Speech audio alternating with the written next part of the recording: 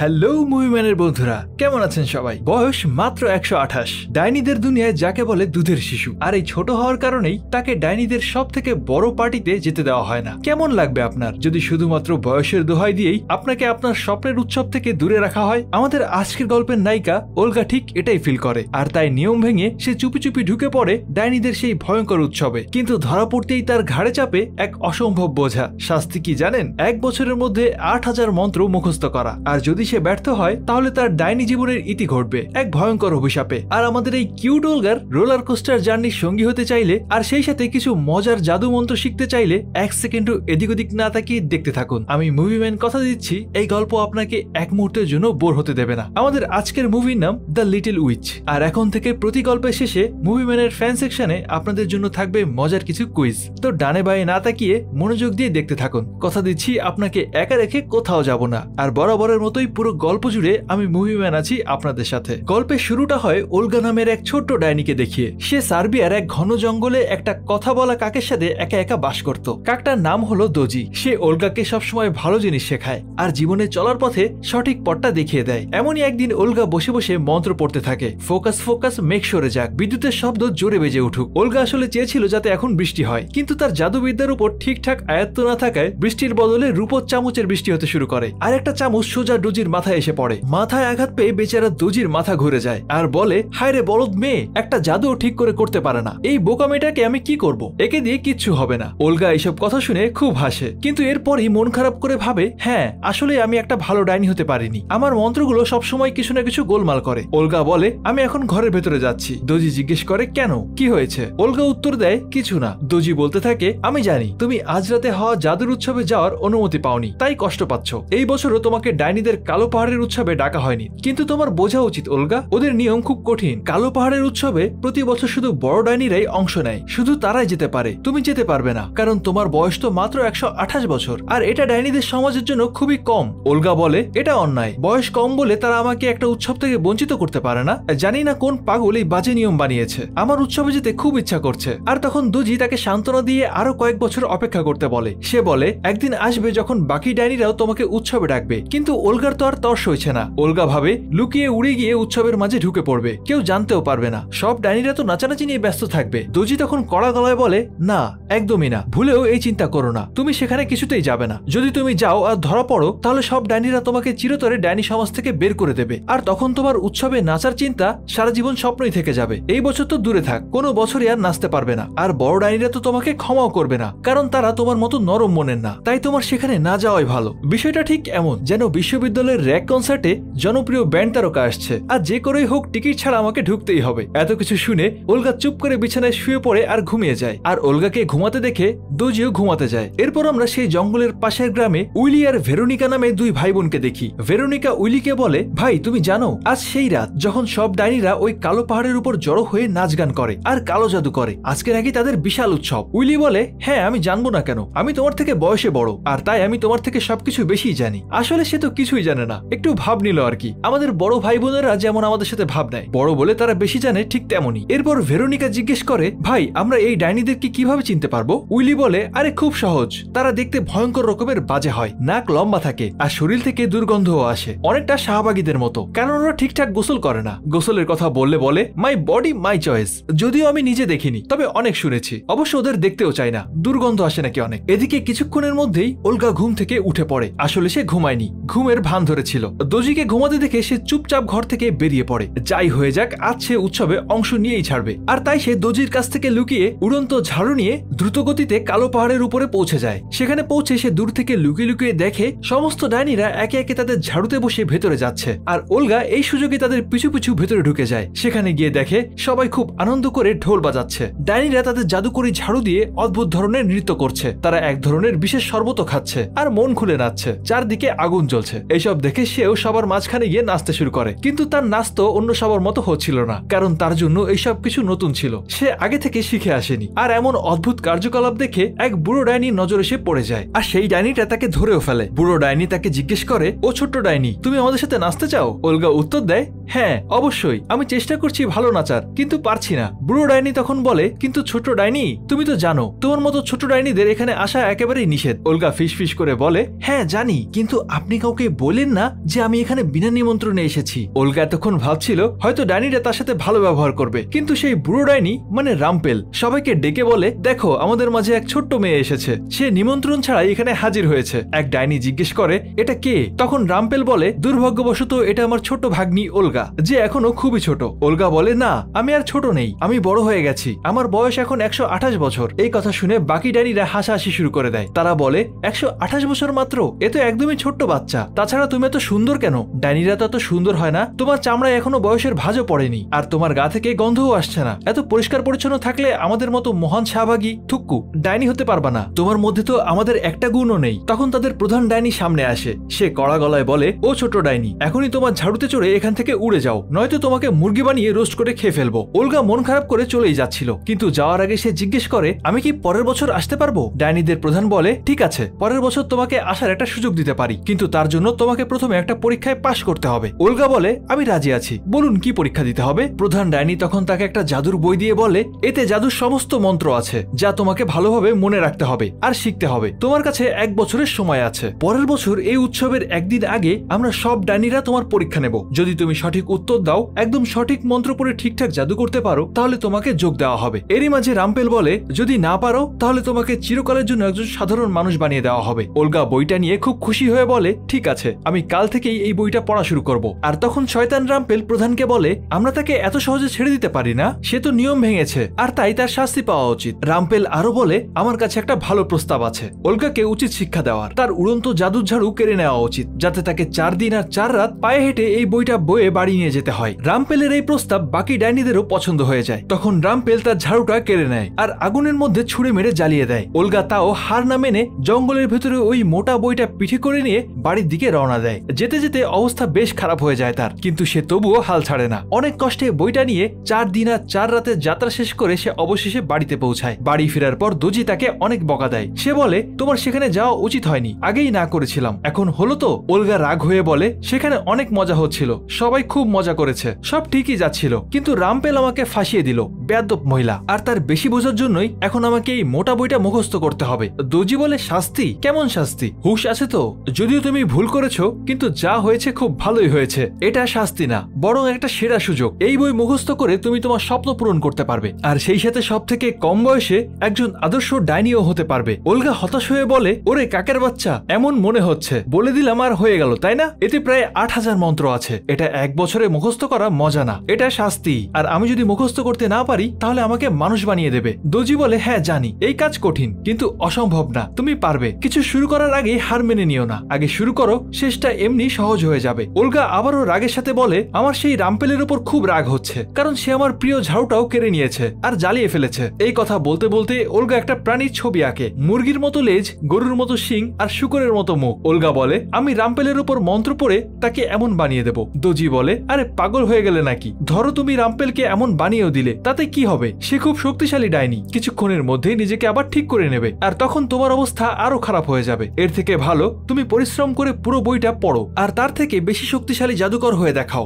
সেটাই হবে তোমার আসল প্রতিশোধ। এরপর ওলগা বই খুলে খুব মনোযোগ দিয়ে মন্ত্র পড়া শুরু করে, কিন্তু সে কঠিন কঠিন শব্দ ঠিক মতো উচ্চারণ করতে পারছিল না, তাই ভুল করে দোজি আর নিজের কান ইঁদুরের কানের মতো করে ফেলে, আর একে অপরকে দেখে হাসতে থাকে। পরের দিন জঙ্গলে কিছু মহিলাকে দেখে যারা জ্বালানির জন্য শুকনো গাছের ডাল আর কিছু ফুল ফল সংগ্রহ করতে এসেছে, কিন্তু তখন কোনো বাতাস হচ্ছিল না, যার কারণে গাছ থেকে কিছু নিচের দিকে পড়ছে না। ওলগা ভাবে সে ঘূর্ণিঝড়ের মন্ত্র পড়ে তাদেরকে সাহায্য করবে। এরপর সে মন্ত্র পড়ে, বাতাস বাতাস গোল হয়ে ঘুরুক, চক্রের ঘূর্ণি তৈরি হোক। এই মন্ত্র পড়ার সাথে সাথেই প্রবল ঝড় আসে, আর গাছের ছোট ছোট ডাল আর অন্যান্য সব ফল ফুলগুলো নিচে পড়ে। মহিলারা দ্রুত সেগুলো ঝুড়িতে ভরতে থাকে, আর সেগুলো নিয়ে সেখান থেকে যেতেই যাচ্ছিল, তখন এই জঙ্গলের গার্ড এসে তাদেরকে বলে, তোমরা এইসব নিয়ে যেতে পারবে না, এটা বেআইনি, জঙ্গলে আমার অনুমতি ছাড়া একটা ডালও নিতে পারবে না, আর তার উপর তোমরা এখানে ঢুকে অপরাধ করেছো, তোমাদেরকে শাস্তি পেতে হবে। দূর থেকে ওলগা এই সব কিছু দেখে তার সামনে এসে দাঁড়ায়। এরপর ওলগা মন্ত্র পড়ে গার্ডকে কন্ট্রোল করে ফেলে। গার্ড তখন না চাইতেও মনের অজান্তেই বলে, হ্যাঁ তোমরা এই জিনিসগুলো কোনো বাধা ছাড়াই নিয়ে যেতে পারবে, কিন্তু গার্ড নিজেও বুঝতে পারছিল না এই শব্দগুলো তার মুখ থেকে কিভাবে বের হচ্ছে। যাই হোক, গার্ডকে শিক্ষা দেওয়ার জন্য ওলগা তাকে আদেশ দেয়, আমাকে তুলে বাড়ি নিয়ে চলো। তখন সিপাহী তাকে পিঠে করে নিয়ে বাড়ি পর্যন্ত পৌঁছে দেয়, আর এতে বেচারা গার্ডের দম বের হয়ে যায়, সে ঘামতে শুরু করে। ঠিক তখনই একটা কালো বিড়াল ওলগার এইসব কার্যকলাপ দূর থেকে দেখছিল। এটা কিন্তু কোনো সাধারণ বিড়াল না, এটা একটা ডাইনির গুপ্তচর। এদিকে ওলগা বাড়ি এসে হাসতে হাসতে এই সবকিছু দোজিকে বলতে বলতে থাকে। তখন দোজি জিজ্ঞেস করে, তুমি কি সত্যি একজন ভালো আর মহৎ ডাইনি হতে চাও? ওলগা উত্তর দেয়, হ্যাঁ দোজি, এটা আবার কেমন প্রশ্ন, আমার স্বপ্নই তো মহান ডাইনি হওয়া। দোজি বলে, যদি তাই হয় তাহলে তুমি সেই মহিলাদেরকে সাহায্য করলে কেন, আর সেই গার্ডের উপরে বা প্রতিশোধ নিলে কেন যে তাদেরকে বিরক্ত করেছিল? মানুষের দুনিয়ায় ভালো হওয়ার মানে হলো মানুষের সাহায্য করা, তাদের যত্ন নেওয়া, কিন্তু ডাইনিদের দুনিয়ায় তো ঠিক এর উল্টোটা হয়। ভালো আর মহান ডাইনি হওয়ার মানে হলো তোমাকে মানুষকে বিরক্ত করতে হবে, তাদেরকে বিপদে ফেলতে হবে, তাদের সাহায্য করবে না। যারা খারাপ মানুষ শুধু তাদেরকেই সাহায্য করবে। ওলগা উদাস হয়ে বলে, ঠিক আছে দোজি, আমি আজ থেকে কোনো মানুষকে আর সাহায্য করব না, আমাকে যে কোনো মূল্যেই পরের বছর সেই উৎসবে যোগ দিতেই হবে। এটা বলে সে গ্রামের বাজারে যায় ঝাড়ু কিনতে। তার উড়ার জন্য তো একটা ঝাড়ু দরকার, তাই বাজার থেকে একটা ঝাড়ু কিনে সেটাকে মন্ত্র দিয়ে জাদুর ঝাড়ু বানিয়ে নেবে। ওলগা যখন বাজারে আসে, ওই দিন বাজারে সেই ভাই বোন উইল আর ভেরোনিকাও তাদের মায়ের সাথে কিছু জিনিস নিতে এসেছিল। সব বাজার করার পর তাদের মায়ের কাছে তেমন কোনো টাকা ছিল না যে তাদের জন্য টফি কিনতে পারবে। এতে দুই ভাই বোনের খুব মন খারাপ হয়ে যায়। ওলগা এটা দূর থেকেই দেখছিল, তাই সে প্রথমে তার ঝাড়ু কেনে আর তারপর অনেকগুলো টফি চকলেট কিনে নেয়। টফি কিনে ওলগা ভেরোনিকার দিকে তাকিয়ে একটা হাসি দেয়। তখনই ভেরোনিকা তার পকেটে কিছু একটা আছে এমন অনুভব করে। সে পকেটে হাত দিতেই টফি বেরিয়ে আসে। আসলে ওলগা যে টফিটা কিনেছিল সেটাই জাদুর মাধ্যমে ওলগা তার পকেটে পাঠিয়ে দিয়েছে। আর এটা দেখে ভেরোনিকার ওলগার উপরে সন্দেহ হয়। সে ভাবতে থাকে, এই মেয়েটা নিশ্চয়ই কোনো ডাইনি, না হয় জাদু জানলো কিভাবে? কিন্তু ডাইনিরা তো খারাপ হয়। তখন সে এইসব ঘটনা তার ভাইকে বলে। এরপর দুই ভাই বোন ওলগার পিছু নিতে শুরু করে। ওলগা দেখে সেখানে একটা অসহায় মেয়ে কাগজের ফুল বিক্রি করার চেষ্টা করছে, কিন্তু এখনো একটাও ফুল বিক্রি হয়নি। ওলগা তার কাছে এসে জিজ্ঞেস করে, কি হয়েছে, তুমি এত উদাস কেন? মেয়েটা উত্তর দেয়, আমার ফুল কেউ কিনছে না। ওলগা বলে, দাও তো আমাকে একটা। এই বলে একটা ফুল হাতে নিয়ে ওলগা বলে, আরে এর গন্ধটা খুব সুন্দর। আর ঠিক তখনই আশেপাশের লোকেরাও ফুলের গন্ধ পেতে শুরু করে, যার কারণে মুহূর্তেই লোকের ভিড় জমে যায়। কি তাজ্জব ব্যাপার, কাগজের ফুলে এত সুন্দর গন্ধ। আসলে ওলগা মন্ত্র পড়ে সেগুলোতে জাদুর গন্ধ ভরে দিয়েছিল। উইল আর ভেরোনিকা যখন এইসব কিছু দেখে তখন তাদের সন্দেহ আরো বেড়ে যায়, কারণ এত এত ফুল বিক্রি হওয়ার পরেও মেয়েটার ফুল শেষই হচ্ছিল না। সে অনবরত বিক্রি করেই যাচ্ছে। সেখানে উপস্থিত একজন সরকারি সিপাহী তার ফুলের গন্ধে এতটাই মুগ্ধ হয় যে মেয়েটাকে পছন্দ করে ফেলে। এমনকি সিপাহী তাকে বিয়ের প্রস্তাবও দিয়ে দেয়। মেয়েটা এতে অনেক খুশি হয়, আর ওলগাও এটা দেখে খুব খুশি হয়। সে তার জাদুর ঝাড়ুতে চড়ে মনের খুশিতে উঠতে উঠতে বাড়ি ফিরে আসে। পরের দিন দেখা যায় উইল আর ভেরোনিকা তার পিছু করতে করতে তার বাড়িতে এসে পৌঁছেছে। ওলগা তাদেরকে জিজ্ঞেস করে, তোমরা কি পথ হারিয়ে ফেলেছো? উইল তখন দ্রুত বুদ্ধি করে উত্তর দেয়, হ্যাঁ, আমরা পথ হারিয়ে ফেলেছি। ওলগা তাদেরকে ঘরের ভেতরে নিয়ে যায় আর তাদেরকে খাওয়ার জন্য ভালো ভালো খাবার দেয়, মজার শরবত দেয়। সেগুলো খেয়ে তাদের পেট ভরে যায়। ভেরোনিকা জিজ্ঞেস করে, তুমি কি একজন ডাইনি? সত্যি কি জাদু মন্ত্র পারো? উইল তখন বলে, কিছু মনে করো না, আমার বোন ছোট মানুষ তো, না বুঝেই তোমাকে ডাইনি বলে ফেলেছে। তার এমন কথা জিজ্ঞেস করা উচিত হয়নি। তুমি কিভাবে ডাইনি হতে পারো? তুমি তো বুড়ো না, আবার স্বার্থপরও না, আর খারাপও না। ওলগা বলে, কেন, খারাপ না হলে কি আমি ডাইনি হতে পারবো না? দাঁড়াও, তোমাকে জাদু করে দেখাই। এটা বলে ওলগা উইলকে চেয়ার সহ বাতাসে উড়িয়ে দেয়। এতে তাদের বিশ্বাস হয় যে আসলেই ওলগা একটা ডাইনি। ওলগা জিজ্ঞেস করে, আরো জাদু দেখতে চাও? ভেরোনিকা বলে, আচ্ছা, এই খাবারের টেবিলটা ছাদের সাথে লাগাও তো দেখি। আর তখন ওলগাও ঠিক সেটাই করে, যা দেখে বাচ্চারা খুব খুশি হয়। ভেরোনিকা বলে, আচ্ছা, তো এখন বাথটাবে পানির বদলে মধু ঢেলে দাও। তখন ওলগা এটাও করে দেখায়। ভেরোনিকা আঙ্গুল দিয়ে সেই মধু চেটেও দেখে, সত্যি পানি মধু হয়ে গেছে। উইলি বলে, এবার চুল্লি থেকে গান বাজাতো দেখি। তখন ওলগা ঘরে থাকা বিভিন্ন আসবাবপত্র দিয়ে মিউজিক বাজাতে শুরু করে আর সেই তালে তালে নাচতে শুরু করে। কিন্তু তাদের এই আনন্দ বেশিক্ষণ টেকসই হয় না, কারণ হঠাৎ করেই সেখানে রামপেল চলে আসে। রামপেল বলে, আমি এই পথ দিয়েই যাচ্ছিলাম, তো ভাবলাম তোমার খোঁজ খবর নিয়ে যাই। তোমার পড়াশোনা কতদূর এগিয়েছে, চলো দেখি কি কি শিখেছো। এমনিও আমার কোনো তাড়া নেই। এটা বলেই সে সোজা ভিতরে ঢুকে যায়, কিন্তু ভেতরে ঢুকে সে কাউকেই দেখতে পায় না, কারণ বাচ্চারা ততক্ষণে আলমারির ভেতরে লুকিয়ে পড়েছে। রামপেল দেখে খাবারের টেবিলটা উল্টোভাবে ছাদের দিকে লাগানো। এটা দেখে সে ওলগাকে জিজ্ঞেস করে, এসব কি ওলগা? ওলগা উত্তর দেয়, আরে আমি তো ঘর পরিষ্কার করছিলাম, তাই টেবিল উল্টো করে উপরে করে রেখেছি। রামপেল বলে, তার মানে তুমি জাদু করেছো, মন্ত্র পড়েছো? তুমি জানো না যে ডাইনি সম্প্রদায় একটা খুব কঠিন নিয়ম আছে? সপ্তাহে শুক্রবারে জাদু করা বা মন্ত্র পড়া একেবারেই নিষেধ। ওলগা বলে, জানি তো, আমি তো এই টেবিলটা গত রাতে উঠিয়েছিলাম, আর যাতে নিয়ম না ভাঙে তাই আজকেও নামাতে পারিনি। তখন রামপেলের চোখে পড়ে উইল আর ভেরোনিকার ফলের ঝুড়ির দিকে। রামপেল জিজ্ঞেস করে, তোমার বাড়িতে কি কোনো অতিথি এসেছে ওলগা? ওলগা উত্তর দেয়, না, এগুলো আমার ঝুড়ি, আর এই ঘরে যেহেতু আছে তাহলে এখানে রাখা সব জিনিসই তো আমার হবে, তাই না? আপনি অযথা সন্দেহ করছেন কেন? কিন্তু সেই মুহূর্তে আলমারির ভেতর থেকে উইল ভুলবশত একটু শব্দ করে, আর এটা শুনেই রামপেলের সন্দেহ হয়। সে খুঁজতে খুঁজতে আলমারির দিকে এগিয়ে যায়। যখনই সে আলমারির দরজাটা খোলে তখন ভেতর থেকে দোজি তার উপর লাফিয়ে পড়ে, আর এতে রামপেলের মনোযোগ তার দিকে চলে যায়। সেই সুযোগে বাচ্চারা আসতে আবারও আলমারির দরজাটা বন্ধ করে দেয়। ওলগা বলে, এটা আমার পোষা কাক, ওর নাম দোজি। রামপেল বলে, এটা কেমন কথা? একটা কাক আবার কখনো ডাইনির পোষা প্রাণী হয়ে গেল কিভাবে? তুমি সত্যি ডাইনি হওয়ার যোগ্য না। তোমার জন্য ভালো হবে যদি তুমি এইসব কাক ফাক ফেলে দাও। আর একটা বিড়াল নিয়ে আসো। আমাদের সমাজে বিড়ালরা ডাইনিদের সব থেকে বিশ্বস্ত সঙ্গী। মুভিম্যানের বন্ধুরা, আমিও তো একটা বিড়াল পালি, তাহলে কি আমিও কোনোভাবে? না না, আমি তো ছেলে, আমি ডাইনি হব কিভাবে? যাই হোক, এরপর রাম্পেল বলে ঠিক আছে, এখন তুমি পরিষ্কার করো, আমি চলে যাচ্ছি। রাম্পেল যেই চলে যায়, ওলগার সাথে সাথেই উইল আর ভেরোনিকাকে আলমারি থেকে বের করে তাদের বাড়িতে পাঠিয়ে দেয়। তারা সবাই ভেবেছিল রাম্পেল চলে গেছে, কিন্তু সে আসলে রাস্তায় লুকিয়েছিল। তাদের শরীরের গন্ধ পেয়েই রাম্পেল বুঝে যায় এই দুজনই ওলগার বাড়িতে লুকিয়েছিল। রাম্পেলকে দেখে দুই ভাই বোন দ্রুত সেখান থেকে দৌড়ে পালিয়ে যায়। এদিকে দোজি ওলগার উপরে রাগ করে। সে বলে, যখন তুমি জানো যে শুক্রবারে জাদু করা নিষেধ, তখন কেন বিপদ ডেকে আনছো? যদি রাম্পেল বুঝে যেত, তাহলে তুমি আবারও কোনো একটা সমস্যায় পড়ে যেতে। ওলগা মন খারাপ করে বলে, কিন্তু আমি তো শুধু বাচ্চাদেরকে খুশি করতে চেয়েছিলাম। নিষ্পাপ দুইটা বাচ্চা একটু জাদু দেখতে চেয়েছে, ওদেরকে না করি কি করে? আসলে ডাইনি হয়ে জন্মালেও ওলগা ছিল খুবই সরল মনের মানুষ। এরপর এভাবেই 1 বছর সময় চলে যায়, যেখানে ওলগা সেই মন্ত্রের বইটা খুব ভালোভাবে পড়তে থাকে আর মনে রাখার চেষ্টা করতে থাকে। সে এখন যে কোনো কিছুকেই পশু পাখিতে রূপান্তর করতে পারে। যেমন একটা পাতার উপরে জাদু করে সেটাকে ব্যাঙ বানিয়ে ফেলে। নিজের জাদুর ঝাড়ুকে ঘুরিয়ে ঘুরিয়ে এটাতে আরো গতিশীল করার চেষ্টা করে, কিন্তু সে তখনও আগুন জ্বালানোর মন্ত্রটা ঠিকঠাক বলতে পারছিল না। তাই সে আগুন জ্বালাতে তখনও ম্যাচ ব্যবহার করত। এদিকে দেখতে দেখতে শীতকাল চলে আসে। একদিন ওলগা ঘুরতে ঘুরতে বাজারে এসে পৌঁছায়। সেখানে গিয়ে ও দেখে কিছু বাচ্চারা বরফ নিয়ে মনের আনন্দে খেলছে আর একটা বরফের পুতুলও বানিয়েছে। কিন্তু ওদের এই আনন্দ বেশিক্ষণ টেকে না। দুটো দুষ্টু ছেলে এসে ওদেরকে বিরক্ত করতে শুরু করে। ওরা বরফের পুতুলটাকে ভাঙতে যাবে, ঠিক তখনই ওলগা একটা মন্ত্র পড়ে পুতুলটার মধ্যে প্রাণ দিয়ে দেয়। আচ্ছা, এরপর কি হতে পারে বলে তোমাদের মনে হয়? পুতুলটা জীবিত হয়েই ছেলে দুটোর পা বরফের সাথে জমিয়ে দেয়। শুধু তাই না, ওদের উপরে বরফ বৃষ্টিও শুরু করে দেয়। ব্যাস, ওদের দুজনের তো একেবারে দফারফা অবস্থা। আর এই কাণ্ড দেখে বাকি বাচ্চারা সব হেসেই কুটোপতি খাচ্ছিল। এবার বুঝলো তো মজা, অন্যকে অকারণে বিরক্ত করলে কেমন লাগে। তো ওই ছেলে দুটোর মধ্যে একজনের খুব খারাপ লাগছিল। ও যখন মন খারাপ করে বাড়ির দিকে যাচ্ছিল, ওলগাও চুপচাপ করে ওর পিছু নেয়। দরজার আড়াল থেকে ওলগা দেখে একটা লোক ছেলেটার সাথে খুব খারাপ ব্যবহার করছে। লোকটা ছেলেটাকে জিজ্ঞেস করে, আমার টাকা কোথায়? তুই আবার আমার মানিব্যাগ থেকে টাকা বের করেছিস তাই না? ছেলেটা তখন বলে, আমি তো কোনো টাকা নেইনি। তখন লোকটা ওর গালে একটা জোরে চড় মারে আর তাকে ধাক্কা দিয়ে ফেলে দেয়। ওলগা ছেলেটাকে মাটি থেকে তোলে, ওর কাছে জানতে চায় কি হয়েছে। আমি তোমার সাহায্য করব,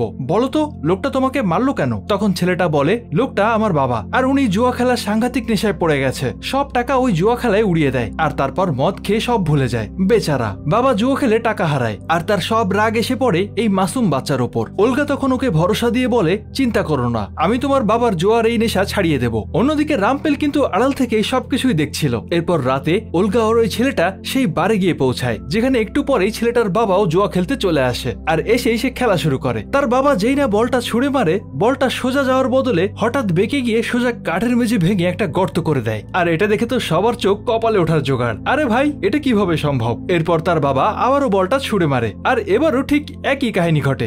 বারের মালিক তখন লোকটাকে শেষবারের মতো সাবধান করে দিয়ে বলে, আরে বলটা ঠিক করে মারো, এত জোরে মারছো কেন? এরপর ছেলেটার বাবা এবার আস্তে করেই বলটা ছোড়ে, কিন্তু তাতেও কোনো লাভ হয় না। বলটা আবারও বেঁকে গিয়ে পুরো মেঝেটাই ভেঙে দেয় আর সেই সাথে কিছুটা ছাদের অংশ ভেঙে নিচে পড়ে। আর যায় কোথায়? মালিক রেগে গিয়ে লোকটাকে ঘাট ধরে সেখান থেকে বের করে দেয়। আসলে এই সবকিছুই কিন্তু ওলগা তার জাদু মন্ত্র পড়ে করছিল। আর এবার ছেলেটা ছুটে গিয়ে তার বাবাকে ধরে উপরে তোলে আর ততক্ষণে তার বাবাও নিজের ভুলটা বুঝতে পেরেছিল। সে তার ছেলের কাছে মাপ চেয়ে বলে, আমায় মাফ করে দিস বাবা, আমি তোকে শুধু শুধু বকাবকি করতাম। ছেলেটাও বলে, না বাবা, আমি তোমার কোনো কথাই কিছুই মনে করিনি আর আমি সত্যিই কোনো টাকা চুরিও করিনি। বাবা তখন বলে, হ্যাঁ বাবা, আমি জানি। আর এভাবেই বাবা ছেলের মধ্যে সম্পর্কটা আবারও ঠিক হয়ে যায়। এই দৃশ্যটা দেখে ওলগা খুব খুশি হয়, কিন্তু রাম্পেলও তো এই সবকিছু দেখছিল আর সেও খুশি হয় অন্য একটা কারণে। ও ভাবে ওলগা যদি এভাবে সবার ভালো করতে থাকে, তাহলে সে তো কোনোদিনও বড় ডাইনি হতে পারবে না। মনে মনে বলে, কর, আরো ভালো করে কর, এই মেয়েটা তো নিজের স্বপ্ন নিজেই ভাঙবে। আরে বাবা, ডাইনিরা আবার কবে থেকে লোকের উপকার করতে শুরু করলো?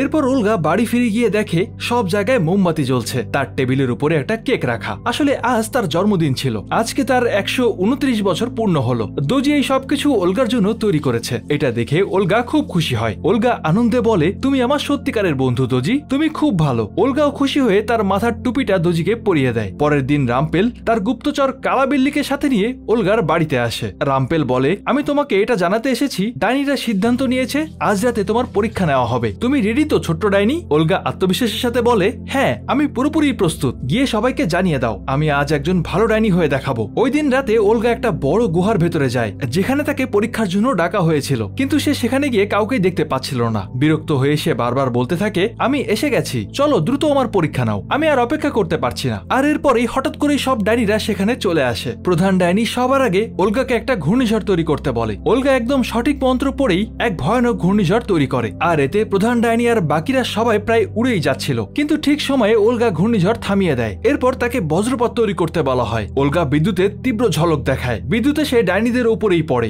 আর তারা কোনো মতে নিজেদের জীবন বাঁচায়। এসব দেখে সবাই ওলগার উপর বেশ খুশি হয়। কিন্তু রামপেল বলে, তোমরা খুব সহজ পরীক্ষা নিচ্ছ, এবার আমার পালা। আচ্ছা তুমি বইয়ের 221 নম্বর পৃষ্ঠায় লেখা মন্ত্রটা বলো তো দেখি। এই কথা শুনে সব ডাইনিরাও শান্ত হয়ে যায়। আসলে এত ভালোভাবে তো প্রধান ডাইনিরও সবকিছু মনে নেই, তারা বই দেখে এই মন্ত্র পড়ে জাদু করত। আসলে কারোরই এখন আর তেমন মন্ত্র মুখস্থ নেই। ওলগার মনে করতে একটু সময় লাগে, কিন্তু সে এটাও সঠিকভাবেই বলে দেয়। সবাই ওলগার প্রস্তুতিতে খুশি হয়, আর প্রধান ডাইনি ওলগাকে উৎসবে ঢোকার অনুমতি দিতেই যাচ্ছিল, তখনই রামপেল তাদেরকে থামিয়ে দেয়। রামপেল বলে, আমি আর আমার বিড়াল সারা বছর এই মেয়েটার উপর নজর রেখেছি, এ তো ডাইনি থাকার যোগ্যই না, কারণ সে শুক্রবারও জাদু করেছে, এমনকি সে বাচ্চাদেরকেও সাহায্য করেছে, তাদের সামনে জাদুও করেছে, তাদেরকে অনেক আদর করে, চকলেট দেয়। সবচেয়ে বড় অপরাধ হলো সেই বাচ্চারা ওলগাকে একদমই ভয় পায় না। অথচ ডাইনিদের সব থেকে বড় হাতিয়ার হলো ভয়। এটাই আমাদের প্রথা, মানুষ আমাদেরকে ভয় পাবে, এটাই আমাদের প্রধান শক্তি, যেখানে এই মেয়েটা ছোট বাচ্চাদের কাছেও আমাদের ভয় শেষ করে ফেলছে। ওলগা তখন বলে, আমি এই নিয়ম সম্পর্কে জানতাম না, আমাকে উৎসবে আসতে দিন, আমি মহান ডাইনি হওয়ার জন্য সবকিছু করব, আমিও খারাপ হতে পারি, আমাকে আরেকটা সুযোগ দিন। রামপেল বলে, ঠিক আছে, তোমার কাছে কাল রাত পর্যন্ত সময় আছে তোমার ভুলগুলো শুধরে নেওয়ার, তোমাকে একটা সুযোগ দিচ্ছি, তুমি যে বাচ্চাদেরকে সাহায্য করেছো সেই বাচ্চাদেরকে পাথরের পুতুল বানিয়ে দাও। যদি তুমি এটা না করো তাহলে তোমার সমস্ত শক্তি কেড়ে নেওয়া হবে, তোমাকে একজন সাধারণ মানুষ বানিয়ে দেওয়া হবে, সেই সাথে তোমাকে একটা অভিশপ্ত গাছের ভেতরে পাথর বানিয়ে 1000 বছর ধরে সেখানেই থাকতে হবে। এই কথা শুনে ওলগা হতবাক হয়ে যায়, কারণ এখন সে আর কিছুতেই পেছাতে পারবে না। ওলগা খুব রেগে গিয়ে নিজের বাড়িতে চলে আসে। সেখানে গিয়ে যখন সে এই সব কিছু দোজিকে জানায়, তখন দোজি বলে, এটা তো খুব ভয়ানক কথা, তুমি মোটেও এমন কিছু করবে না, বাচ্চাদের ক্ষতি করা যাবে না। ওলগা রাগ কন্ট্রোল করতে না পেরে বলে, আমি যে করেই হোক মহান ডাইনি হবই, আর তার জন্য যত খারাপই হওয়া লাগুক আমি হব, আর তাছাড়াও আজকের এই পরিস্থিতির জন্য তুমিই দায়ী। দোজি অবাক হয়ে জিজ্ঞেস করে, আমার ভুল, আমি কি করেছি? ওলগা তখন বলে, তুমি তো আমাকে ভালো হতে শিখিয়েছ, সবাইকে সাহায্য করতে শিখিয়েছ, মানুষকে ভালোবাসতে শিখিয়েছ। দোজি তখন বলে, এই সবকিছু তুমি নিজেই করেছিলে, উল্টো আমি তোমাকে কতবার বুঝিয়েছিলাম, বারণও করেছিলাম। ওলগা হতাশ হয়ে বলে, আচ্ছা ঠিক আছে, সব দোষ আমার, আমি একাই মোকাবেলা করব, লাগবে না আমার কাউকে। দোজি বলে, তুমি অনেক ভালো মনের ডাইনি, তুমি চাইলে ওদের মতো খারাপ হতে পারবে না। ওলগা চিৎকার করে দোজিকে বের করে দিয়ে বলে, বের হয়ে যাও আমার ঘর থেকে। রামপেল ঠিকই বলেছিল, তুমি কোনো আবর্জনার থেকে কম না, তুমি আমার কোনো কাজেরই না, আমার জন্য একটা বোঝা, যা আমি এতদিন বয়ে বেড়াচ্ছিলাম। যখন আমাকে সাহায্য করতে পারবেই না, তখন আমার সাথে থাকারও তোমার কোনো হক নেই, এখনই বেরিয়ে যাও আমার বাড়ি থেকে। ওলগার এমন ব্যবহার দেখে দোজির খুব খারাপ লাগে, কিন্তু তারপরেও যাওয়ার সময় সে বলে, এটা তুমি না ওলগা, তুমি কখনো খারাপ হতে পারবে না, যতই নাটক করো না কেন, দেখে নিও। এরপর তাকে দেওয়া সেই নির্দিষ্ট সময় প্রায় শেষ হতে যাচ্ছিল, তাই সে উইল আর ভেরোনিকাকে পাথর বানানোর জন্য তাদের বাড়িতে আসে। কিন্তু তার আগে ঘরের বাইরে রামপেল তার সাথে দেখা করে। সে বলে, তুমি যদি বাচ্চাদেরকে পাথরের পুতুল না বানাও তাহলে আমি তাদেরকে মেরে ফেলবো। ওলগা ভেতরে ঢুকেই ডাইনিদের কথা মতো পুতুল বানানোর মন্ত্র পড়তে থাকে, কিন্তু সে চাইলেও এমনটা করতে পারছিল না, কারণ সে জানতো যে এটা ভুল। সে অনেক উদাস হয়ে যায় আর বলে, আমি কোনো খারাপ কাজই করতে পারছি না। ভেরোনিকা তখন বলে, কিন্তু তোমাকে খারাপ কাজ করতেই হবে কেন? এটা তো খুবই ভালো কথা, তুমি কাউকে দুঃখ দিতে পারো না। ওলগা বলে, আমার জাদুর আজই শেষ রাত, এরপর আর আমি কখনো জাদু করতে পারবো না, আর চিরকালের জন্য একটা গাছের মধ্যে আটকে যাব। অবশেষে ওলগা ওদের কোনো ক্ষতি না করেই সেখান থেকে বের হয়ে আসে, আর আসার আগে সে তার সমস্ত শক্তি দিয়ে চারিদিকে একটা সুরক্ষা রেখা আঁকিয়ে দেয়, যাতে রামপেল তাদের কোনো ক্ষতি করতে না পারে। বাইরে দাঁড়িয়ে থেকে সবকিছু দেখে রামপেল অনেক রেগে যায়। রামপেল বলে, আমি তোমাকে আজ রাতে সর্বোচ্চ বিচারের কঠিন শাস্তি দেব। ওলগা রামপেলকে বলে, আমার যাই হোক, আমি ওদের কোনো ক্ষতি হতে দেব না। বাচ্চারা তোমার কি ক্ষতি করেছে? তাদের কেন ক্ষতি করতে চাও? রামপেল উত্তর দেয়, ডাইনিরা বাচ্চাদের ক্ষতি করে, এটাই নিয়ম, বাচ্চারা আমাদেরকে ভয় পাবে, এটাই প্রথা। ওলগা স্পষ্ট করে বলে, আমি যদিও ডাইনি, তবু আমি বাচ্চাদের কোনো ক্ষতি হতে দেব না। এসব শুনে রামপেল রেগে গিয়ে বলে, দেখি আজ রাতের পর তুমি কতদিন ডাইনি থাকো, আজ তোমার একদিন কি আমার একদিন। ওলগার খুব বেশি রাগ হচ্ছিল, সে সিদ্ধান্ত নেয় আজ সে এই ডাইনিদের উচিত শিক্ষা দিয়ে ছাড়বে। তখন তার মাথায় আসে, আমার তো সমস্ত মন্ত্র মনে আছে, কিন্তু এই বুড়ো ডাইনিদের তো একটা মন্ত্রও মনে নেই, এরা তো মন্ত্রের বই দেখে জাদু করে, যদি এই মন্ত্রের বইটাই নষ্ট করে দেওয়া যায় তাহলে কেউ কিছুই করতে পারবে না। তখন ওলগা বাড়ি ফিরে আরো একবার ভালোভাবে সমস্ত মন্ত্র পড়ে নেয় আর কালো পাহাড়ের দিকে চলে যায়। সব বই পুড়িয়ে ফেলতে সে পকেটে করে একটা ম্যাচ নিয়ে যায়, কিন্তু যাওয়ার সময় দরজার কাছে ভুল করে তার পকেটে রাখা দেশলাইটা পড়ে যায়। দোজি লুকিয়ে তাকে দেখে। তার অনেক চিন্তা হয় ওলগার জন্য, কারণ ওলগা এখনো আগুন জ্বালানোর মন্ত্রটা ঠিক মতো পড়তে পারে না, তাই সে সবসময় ম্যাচের সাহায্য নিত। দোজি সিদ্ধান্ত নেয় তাকে ওলগার সাহায্যের জন্য যেতেই হবে। উৎসবে সব ডাইনিরা জড়ো হয়, কিন্তু সেখানে বেশ অন্ধকার ছিল, আগুনও জ্বলছিল না, সবকিছুই নীরব। তখনই ওলগা সামনে আসে আর মন্ত্র পড়ে ডাইনিদের জাদু ঝাড়ুগুলোকে বাতাসে উড়িয়ে তাদের থেকে ছিনিয়ে এক জায়গায় স্তূপ করে ফেলে। এরপর আরো একটা মন্ত্র পড়ে তাদের সবার বাড়িতে থাকা জাদুর মন্ত্রের বইগুলো উড়িয়ে সেখানে স্তূপ করে। তারপর ওলগা সেগুলোকে জ্বালানোর জন্য ম্যাচ বের করতে গেলে দেখে তার পকেটে তো ম্যাচটাই নেই। এদিকে সে আগুন জ্বালানোর মন্ত্রটাও ঠিকঠাক পড়তে পারে না। ওলগা বড় একটা বিপদে পড়ে যায়, আর ওলগার এই অবস্থা দেখে তাকে মারার জন্য সব ডাইনিরা এগিয়ে আসতে থাকে। তখন ওলগা বুদ্ধি খাটায়, আগুনের মন্ত্র ছেড়ে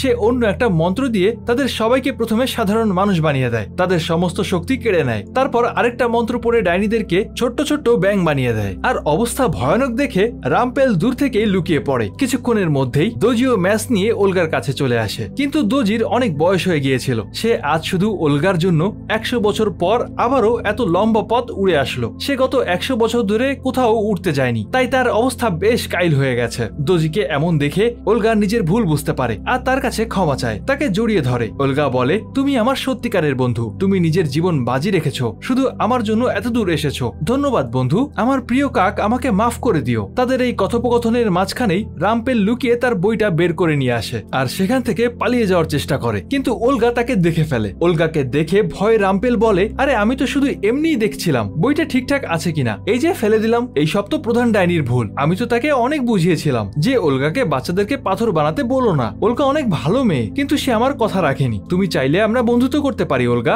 আমি এতটাও খারাপ না, আমাকে কিছু করো না প্লিজ। কেন জানি আমার নিজেরই এই ডাইনিটাকে এখন অনেক কিউট লাগছে। এমন কিউট ডাইনি আমাদের চারপাশেও ছিল, কেমন জানি ম্যাচিং ম্যাচিং লাগছে। যাই হোক, এদিকে কিন্তু ওলগা তার মিষ্টি কথায় একটুও গলেনি। আপনাদের মনে আছে সে আগে রামপেলের একটা ভয়ঙ্কর ছবি বানিয়েছিল, ওই যে শুকরের মুখ, মুরগির লেজ, গরুর শিং? এই তো মনে পড়েছে। এবার মন্ত্র পড়ে তাকে ঠিক তেমনই অদ্ভুত বানিয়ে দেয়। তাকে দেখে দোজি আর ওলগা হাসতে থাকে। এরপর ওলগা চুল্লিতে আগুন জ্বালিয়ে দেয়, যার কারণে সমস্ত ঝাড়ু আর মন্ত্রের বই পুড়ে নষ্ট হয়ে যায়। ওলগা মন্ত্র পড়ে তার বাড়িতে থাকা সমস্ত যন্ত্রকে সেখানে ডেকে আনে আর তাদেরকে দিয়ে জোরে গান বাজানো শুরু করে। আর মিউজিকের তালে তালে ওলগা আর দোজি মনের আনন্দে নাচতে শুরু করে। তাদের দুজনকে দেখে মনে হচ্ছিল যেন কোনো রকস্টার শো চলছে। ওলগা এত বেশি খুশি হয় যে সে সারা রাত সেখানে নাচতে থাকে। আজ এভাবেই তার স্বপ্ন পূরণ হয়। সে বলে, এখন এখানে কোনো খারাপ ডাইনি আসবে না, আর না কেউ বাচ্চাদের সাথে খারাপ কিছু করতে পারবে। ডাইনি মানেই আর শয়তান না। আর এর সাথেই এই সুন্দর গল্পটা এখানেই শেষ হয়ে যায়। আজকের গল্পটা আমাদেরকে চোখে আঙ্গুল দিয়ে শিখিয়ে গেছে,